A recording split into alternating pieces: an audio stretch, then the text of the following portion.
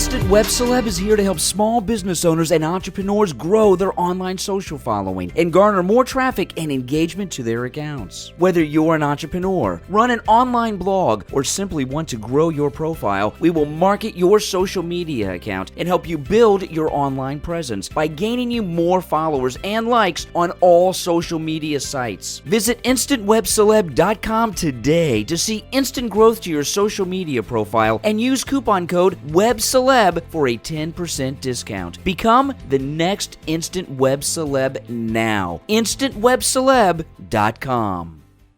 Welcome to episode 12 of the Level X podcast. As always, I'm your host, David. My name is Jesus. Guys, and if you guys follow us on our Twitter handle, first of all, I'm going to start off with that, Jesus. Follow us on our Twitter handle, Level X Podcast on Twitter.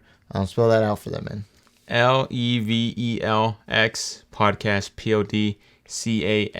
podcast. And the reason I want to start off with that, Jesus, is because we are back from the grave, man. I don't know what's been happening with us lately, man. We've just been putting too much work on our side businesses. I feel that, we're kind of letting this one slip a little bit. That ain't the truth, man. Yeah. So we were gone for like 3 weeks, made a podcast, and that was 2 weeks ago now. So this is officially episode 12 of the Level X podcast. Thank you guys so much for joining us, whether you're in your car, your job, whether you're at home, I don't know, making some chicken and you just wanted to put this podcast on, or even if you didn't intentionally mean to listen to this, but it somehow came on. Thank you so much if you're still listening. We have a great show ready for you guys today. So David, kick us off, man. What are we going to be talking about first? Man, to tell you the truth, we don't have any books to discuss this week. I barely started. If you guys follow me on my personal Twitter, you guys know that I haven't been reading for the last 2 weeks. Is there a reason for that, or? Basically, no, man. I was reading a book, and then I didn't really...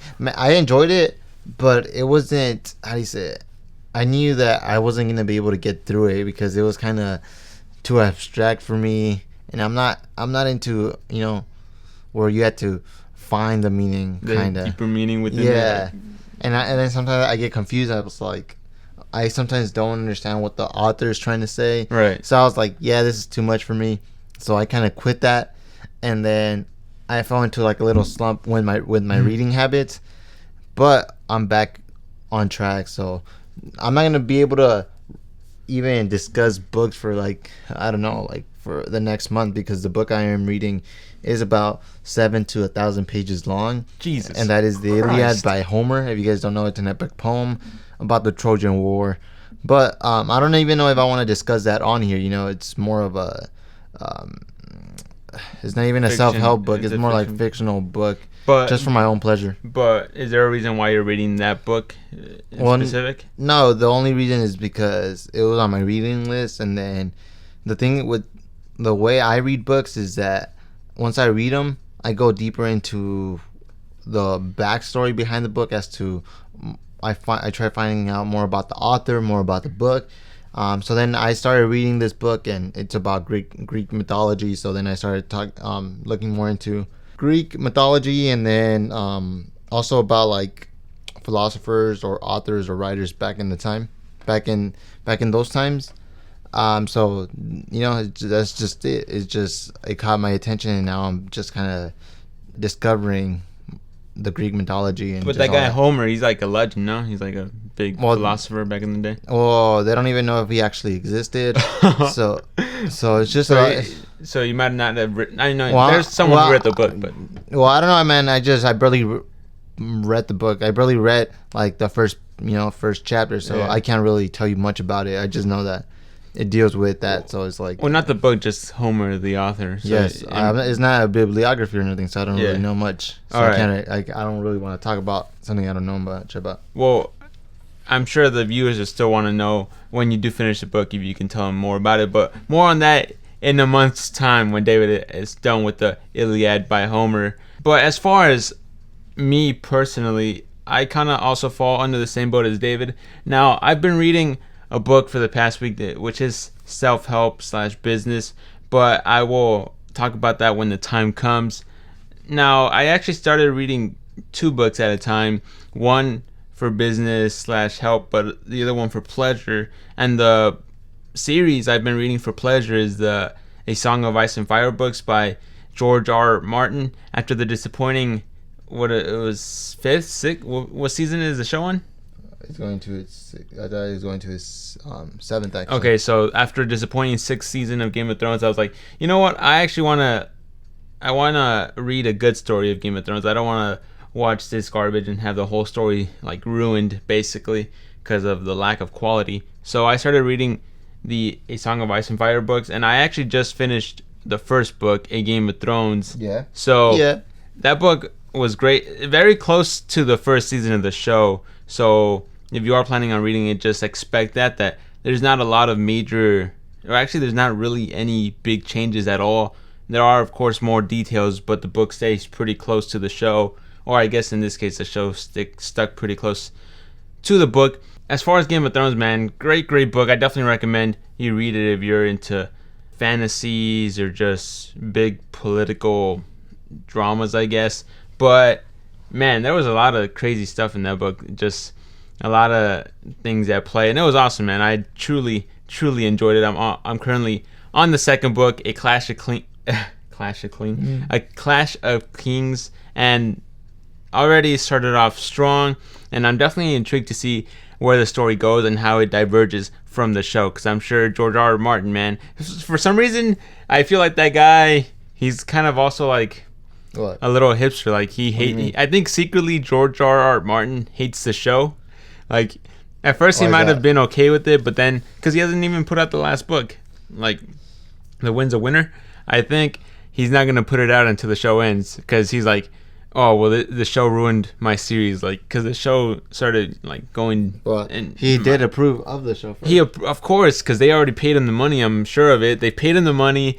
They're not going to stop the show just because he doesn't approve of it anymore. Like he's not even really a big factor anymore. They're just going with it. And at that point, I think he's kind of disappointed where the show headed. So he's like, "I will screw you guys. Like I'll let you drive the show to the ground. I'm already paid. I just care about my books." And he's gonna wait till the show finishes, and then he's gonna bring out like these amazing books, and he's gonna be like, "Oh well, look what they did, but now look what I'm doing." I actually agree with you in that one, man. Even though I haven't read the books too much, I have seen some interviews with George. Probably just 2, not a couple. I just seen like 2, and they were brief. They weren't even on him, but they were just asking him. Yeah. But I don't know. Something tells me that he kind of is like a little hipster in the sense that. Well, he doesn't not a hipster. He just really cares about his books, like the time he's put into hold the. Up, let me explain. Okay, yeah. Number one rule of being a listener is like. I understand. You have to wait for your. You wanna. Never mind. Just wait for your turn. What I'm saying is that because everyone kind of, I feel, since it's a big world now, the Game of Thrones world. Yeah. There's a lot of fans. Yeah. And there's these fans where they get so wrapped up in the world that they're like, because there is still some mysteries in the world and all that shit. Yeah. For example, like Jon Snow's father or whatever, right? And these fans dive into the world, and they're trying to like basically uncover this mystery that they don't really know for sure. They're just like, whoa, see, this basically proves that I'm right or something. Yeah. They're trying to do like little theory and like, oh, and this is why this is right. Yeah. But I feel deep down maybe George looks at that and they're like, oh yeah, well, I'm gonna just change it up so everyone could be surprised. Yeah, he's definitely, I think, wrapped up or involved in that whole community, because I think that's what he does, right? He goes to like these conventions. He's kind of a fan himself. Like, yeah, I think before he even wrote the books, he was just a major fan of like that genre. Because I know he read all like the Tolkien books, the guy who wrote the fucking Lord of the Rings and I heard that he like also kind of based his shit off of Star Wars and stuff like that. Oh well, he's pretty much a nerd. That's what he is. He's a nerd. So he's probably like he's probably one of those guys who was like wrapped up in like all this mythology and shit, and he really dives into his material. So that's a good thing, but also, like I said, it also has prevented him from writing that final book. Or for all we know, it's written. He's just not going to release it right now. Yeah. So I just feel that, I don't know, like everyone's so caught up that they know. I want him to surprise us still how he surprised us like in the first few seasons of Game of Thrones. Yeah. I mean, because at this point the show is getting so predictable. So George R.R. Martin is definitely going to switch it up. That's what he does. So yeah, guys, definitely go read Game of Thrones. Great fantasy book, great fiction book, great universe that George R.R. Martin created. But well, besides that, what do you have for us today, man? Today I was watching this YouTube video of Joe Rogan, and he started talking about that app apparently everyone's been playing called Pokemon Go. Now, I don't know if you heard about this app, David. I have. Okay, any thoughts about it and anything you can tell us about the app? Because I haven't played it myself. Well, I don't really know much about it, but I think you should explain it to the listeners. Well, according to the video that I watched, Joe Rogan was doing his podcast, The Joe Rogan Experience. Good podcast, check it out. But anyways, he had these two guests on, and they started talking about Pokemon Go. And apparently, well, I know what Pokemon Go is, but the way they described it, they went into like some conspiracy type thing where they started talking how Pokemon Go can scan like the areas you're in. Sometimes it opens the camera in your phone, and it uses that camera to like scan your environment, and it sends all that information to Google Maps, because Pokemon Go is linked to Google Maps. That's how the augmented reality thing of Pokemon Go it works. It like has to open up your camera. Now I'm not sure, because I read the comments of that video, and there was these people saying, no, that's not true, that's not what Google does, or that's not what the game does. But who knows, man? Who knows for sure? You really can't trust technology these days, man, because you just don't know what these companies are doing, and no one reads those goddamn user agreements anymore. So for all we know, that is happening. It's scanning like your houses and shit like that, and sending that information to Google. But anyways, even from reading our Google book, man, that's the future, Well, that's what the whole podcast was saying. It was just talking about how eventually, like, Google is gonna have all the information to everything, like your houses, the streets you're on, everything. Like, the game is so immersive that Google's gonna get all that information. But as far as the game goes, I mean, it's harmless enough, but we did get an inside source on Pokemon Go, someone who's actually played the game, and we want to go ahead and bring that person on so she can tell us her experience with Pokemon Go and how she almost lost her life playing the game. Okay, introducing now. It's Jax. Jax, our sibling. Want to come on, Jax? Yeah, can we have some like John Cena music come in? No. Dun, dun, dun, dun. Okay, so what's your name? Jax. My name is Jax. All right, and now we're gonna interview Jax. Well, how's the game?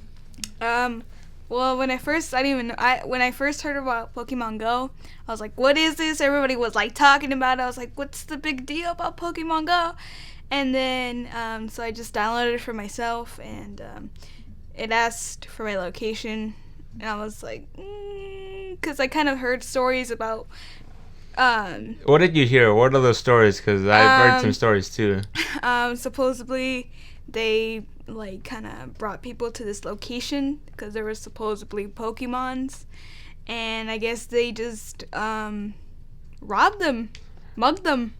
Yeah, in that podcast from Joe, it was also saying how they're luring people in with like these treats or something like that. Yeah, I don't know. And then they're like, because the younger kids are playing this more than like the older kids, or I don't even know who's playing this game, man. Everyone's playing this game, but pretty much they're luring the younger audience to like these discrete locations, and then they're like stealing their phones, and then also apparently businesses are using those treats also to lure people into their shops and shit, so they can actually purchase like more from their store or whatever. So businesses are using it, thieves are using it, and apparently this game's taking over the world. Jax, what do you think? Did you like the game, or? I'm gonna tell you, it's very addicting, so that's why I deleted it. Oh, you deleted it? Yeah.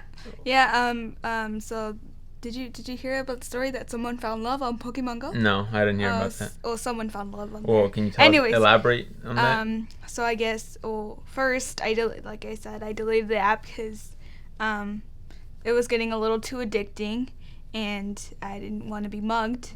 So I deleted it, and but I had a lot of cool Pokemon. But anyways, now the story of the people finding love. So they both went to the same location to find the Pokemon that they got. Yeah. And so supposedly the guy's like, "Oh, are you playing Pokemon Go?" And the girl's like, "Yeah." They start talking about Pokemon. So then the guy asked her out, and she said yes. Well, that's cool. Congrats to those guys. But man, this Pokemon Go game is taking over the world. Apparently, it's made it's made multiple billions of dollars already. Like, it's only been out for like a week or something like that. And man, Nintendo struck gold with this game, bro. This was like, and I actually read an article the other day. I think I put it on the Level X podcast Twitter account. How I did see that. The game really came about through like an April Fool's joke from Google. Google actually like did like this, like they put out this video. It was completely fake, but it was like something with like a Pokemon challenge where they were gonna integrate Pokemon into their Google Maps, but it wasn't real. Like I said, it was an April Fool's prank. But like I don't know who in Nintendo saw it, but they got inspired to actually bring that to life, and now we have Pokemon Go like a year later, and man, like I said, it's taking over the world and made multiple billions of dollars. But there is some, because we were talking about it, David, how there's some danger to like this app, and then just technology in general. How I guess Google, even if they do get our information, that's the kind of the price we pay for technology like this. They say it's the best way to lose weight. Oh, they are also saying that. Yeah, I've said that. Well, that's it. Thank you, Jax, for coming on, sharing the insight. Our inside source, Jax, telling us more about the Pokemon Go and how it nearly ruined her life. Yeah. Almost died in a river. Go follow me on Instagram. No, actually, don't do it. Let's give it up for Jax one more time for coming on and sharing her tough story of how her personal struggles with the Pokemon Go app. So, Pokemon Go, play at your own risk. All right, David. But what about if you find love, though? Well, play at your own risk, because for all we know, that person's a terrible person. They're going to cheat on you. Yeah, you're right. So what else you got for us, Jesus? Nothing, man. Just that the world is full of dangers. But you know who I am excited about? The one, the only, Damien Chazelle. Who? Let's talk about La La Land, the director of La La Land. Okay, so this trailer came out, and I put it up like in multiple places because it was that damn good. Sadly, it's only a teaser trailer. It was like a minute and 30 seconds long, but in that minute and 30, as long as the song, man. I smiled. I almost cried. I found out how to love again, man. And this film, I'm not a big fan of musicals personally. I never saw Les Miserables because that movie was a musical, even though I've heard it was great. I never watched it because it looked boring as hell. Maybe the time period was just whack. But this movie, La La Land, it stars Ryan Gosling, Emma Stone, and it's directed by the guy who directed Whiplash. What'd you say his name is? Damien Chazelle. This movie has a lot of potential, and like I said, the teaser trailer does a great job at building intrigue. The cinematography looks great. The song in the trailer is phenomenal. I couldn't stop listening to it last night. But what did you think about the teaser, man? Man, you interrupted me when I was doing work, and then I was like, yeah, this guy, and I already knew it was going to be exciting because you rarely come into my room saying, hey, I have something to show you. Mm-hmm. So I knew it was going to be great, but like I told you, I watched it once and I was like, it's all right. Watched it the second time and it was way better than the first time. Watched it the third time again and it was way better. So it gets better and better. I'm excited for this movie, man, and I'm excited for December to come already. And then just Ryan Gosling and Emma Stone. They're beautiful people, man. So you put two beautiful people together, they make beautiful magic. So I'm definitely excited to see it too. Sonoya Mozino, I'm excited to watch her. Who's that? What do you mean? Who's that? I don't know who that is. The love interest of Ryan Gosling besides Emma Stone? No, she's like a little foreign chick. What is she, like Asian? Yeah. No, she looks like, I don't know if she can act, but she looks cute. Oh, and then J.K. Simmons in that too. So yeah. J.K. Simmons, the last time he paired up with this guy, he won an Academy Award. So there's gonna be, and maybe he'll be singing. That'll be dope. That guy's ripped as fuck now. That guy's ripped. You ever seen J.K. Simmons like Just for the fuck of it, too. That guy's like 60 years old. That guy's shredded, man. I think he's more shredded than me, man. That guy. Maybe it's because he's old. And that's so. facts. Oh yeah, and that's facts. All right, just to wrap it up, man. It's a short, fucked up podcast because of you. But we have a question from anonymous user. They emailed us for once, and they want to ask. The main question is, I was talking to one of my girlfriends. I guess he's a guy. He's like, and they were talking about emotionally abusive red flags. Mm-hmm. So then they were talking, and then he's like, I began to realize that I hold nearly every single one of these red flags. He's like, I do these things with my girlfriend, my circle of friends, and my family. The red flags I'm talking about are things such as jealousy, self-victimizing, narcissism, gaslighting, overthinking, overreacting, mean jokes. I've always known these things about myself in the back of my mind, it feels like, but I never realize in the moment I'm doing them. How do you change emotionally abusive behavior? And we're gonna wrap it up with that question. The first, because I know you have experience with this. No.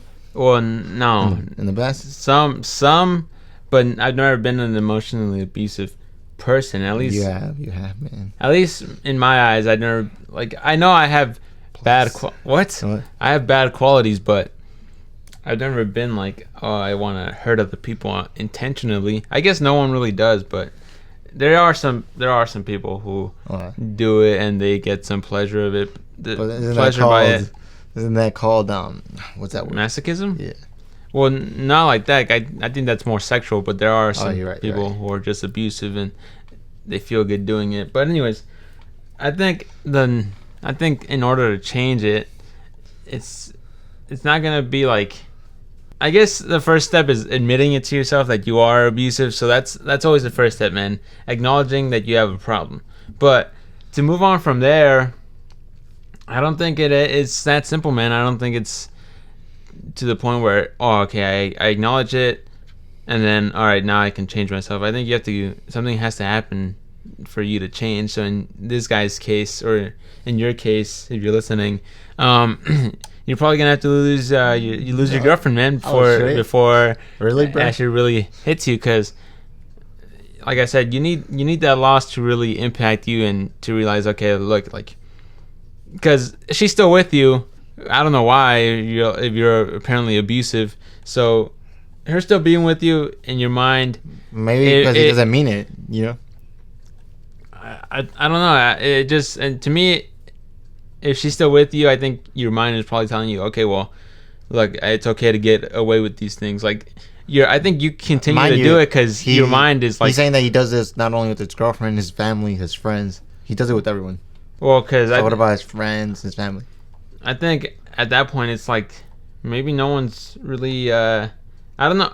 I think it's just hard, man. You gotta go through some kind of loss or pain for you to change. Unfortunately, that's what has to happen in my eyes. Because from what it sounds like, no one's ever really confronted you about it, or no one's ever told you like this is a problem, because you continue to do it. So obviously you're not really seeing any consequences through this behavior, and if you are, it's minimal. Like, it's never to the point where, oh, people stop talking to you, or maybe it is, but I don't know, maybe you just don't give a fuck. So it's hard to change that, like not giving a fuck. You really have, something really has to impact you for you to be willing to change. But you probably know more about this than I do, David. Me? What are you talking about? Because you used to be abusive, man. That's why. Who? To everyone. You sure about this? To me included. And then now, you're better, in my opinion. So what happened to you? Like, you went through this major change because you used to be kind of evil. Evil? Yeah, man. Let the listeners know your side of the story. What? One example. Well, first of all, this guy used to be really manipulative of people. Yeah, you did, bro. Back, well, you gotta let them know the time frame, man. That was like 2 years ago, I think. 2 years ago. No It way. was like 20. No way. Okay, it was senior year of high school. Okay, well that was like 2012. 4 years ago. Man. No, I graduated in 2013. I think so. It was 2013. like 2012.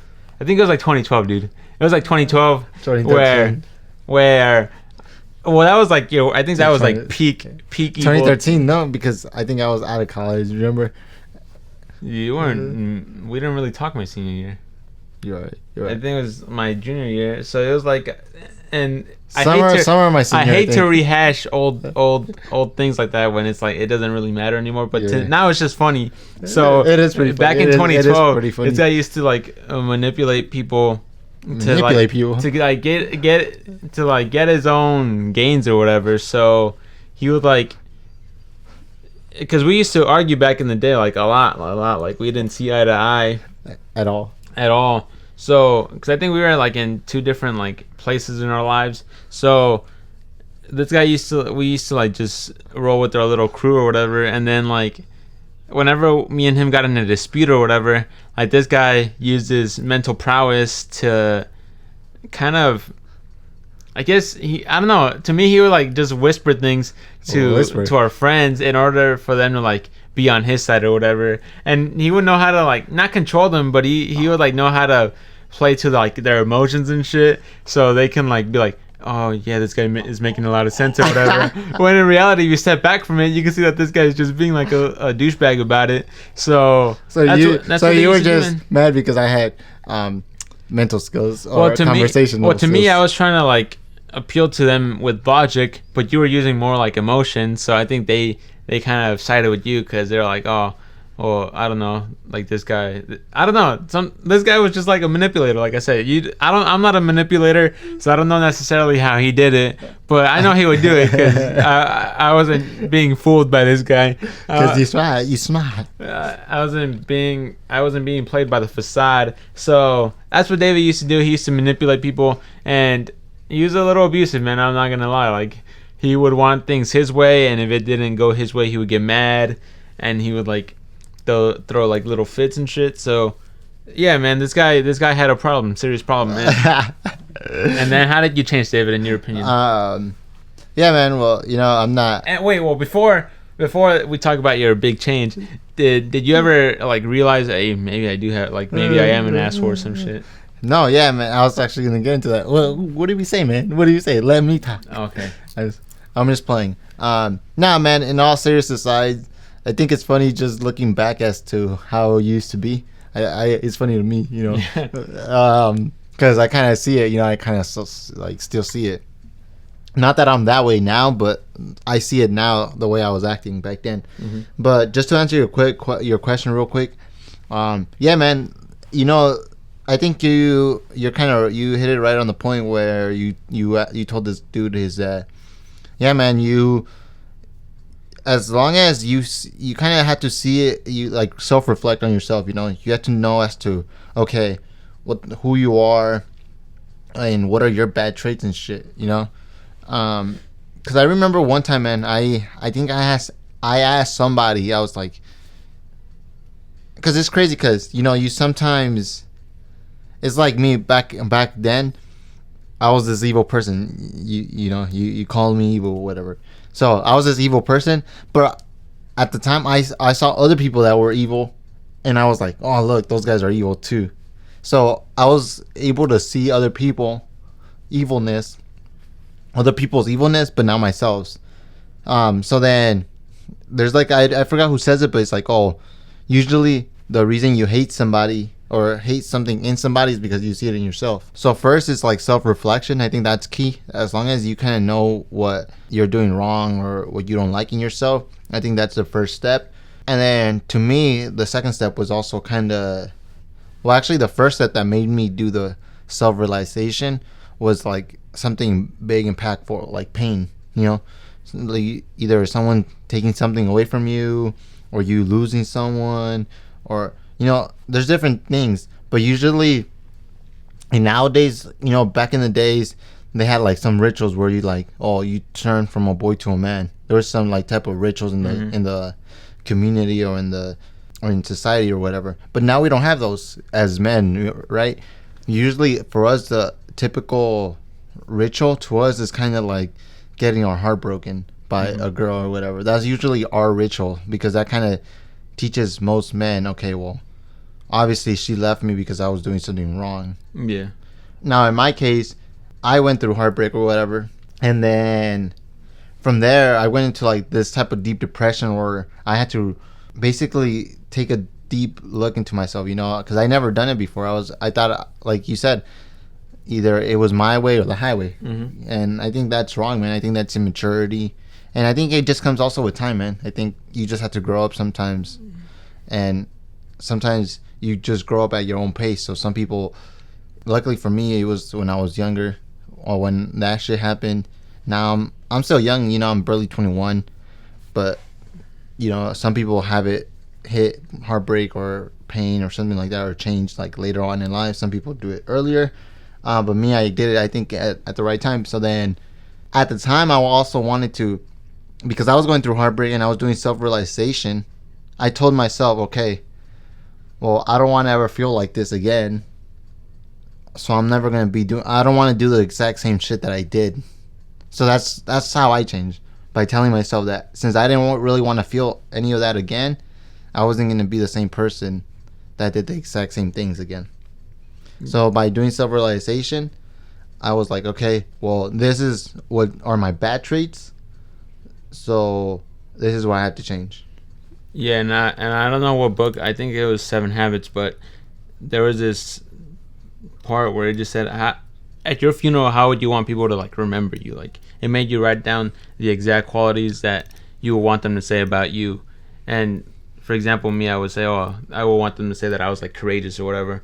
So using those qualities, man, you can just say, all right, well, from now on, I'll start acting more courageous and shit like that. Just seeing that, like looking far ahead and just wanting to be acknowledged in this certain way, I think that'll start to lead you down the right path. But I know you also said, or the guy said, that at the moment, like, I think he's like very reactive because he doesn't realize he's doing these things, so it just comes like as like second nature or whatever. He just like acts this way, and then later he realizes, oh shit, I was acting that way. But at that present moment, he's not able to acknowledge, oh shit, like I'm being abusive or whatever. Because your family or your girlfriend, they shouldn't be afraid to like call you out on it. I think you need to be called out on certain things. Like if you're being like a dick, they need to call you out on that shit for you to like. Well, kind of, but at the same time as men, just reading from my other books, is that guys don't, they just want to be accepted at the end of the day.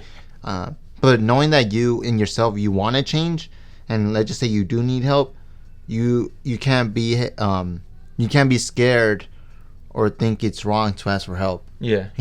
You had to ask for help. In my case, there was a point where I went to the doctors, right, because I was having a physical done, and then at the point, I don't know if I was technically depressed or whatever, but I did feel like if I was depressed, and that was my first time ever dealing with something like that. So then, at the time, that's when I talked to my doctor, and I was like, hey, yeah, well, I might look good like physically or whatever, but I don't think I'm right mentally. And then that's when she told me, she was like, well, if you want, you can set up a meeting with a counselor. It's like a lot of people, it's termed or flagged as, oh, that's wrong, or you're crazy, or something like that.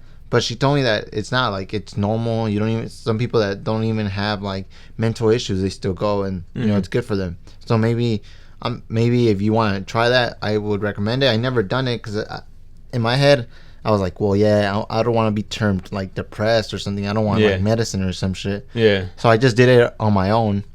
But like I said, there's two advices I'd give you. The one thing is, since you already did the self-reflection, number one is read books. I think that's what helped me a lot, is that I started diving into the minds of all these great people, like successful people that have dealt with this before. I can only speak from experience, but these people actually study this. So I would recommend you check out some books. If you need some recommendations, I'll email you some recommendations.